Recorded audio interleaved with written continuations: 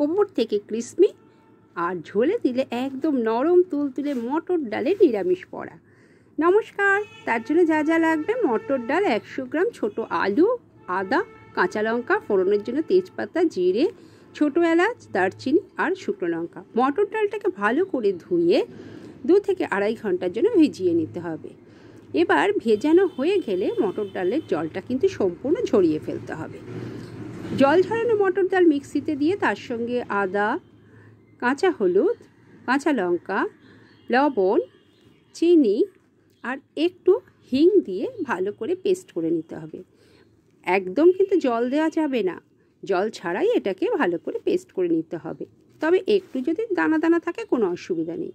এবার আলুটাকে ভালো করে গ্রেট করে 2-3 বার জলে ধুয়ে, যাতে স্টার্চটা একদম না থাকে সেরকমভাবে জল থেকে চিপে এই ডালের সঙ্গে মিশিয়ে দিতে হবে। এইভাবে যদি আলু মিশিয়ে দেওয়া হয় তাহলে কিন্তু বড়া ওপর থেকে ভীষণ মচমচে হয়, আর ঝোলে দিলে বড়া খুব নরম হয় এবং ভেতরে কোনো লাম্প বা দলা থাকবে না। এটা সর্ষের তেলে ভালো করে ভেজে তুলে নেওয়া হলো। পাশাপাশি একটা পেস্ট বানিয়ে নিলাম। 1/2 চামচ হলুদ গুঁড়ো, 1 চামচ জিরে গুঁড়ো, 1 চামচ কাশ্মীরি লাল লঙ্কা গুঁড়ো, একটু হিং আর একটু গরম মশলা একটু জলে গুলে রেখে দিলাম। ফোড়নের জন্য দিলাম তেজপাতা, 2টো ছোটো এলাচ, একটু দারচিনি, একটা শুকনো লঙ্কা আর জিরে। তার সঙ্গে দিয়ে দিলাম আলু।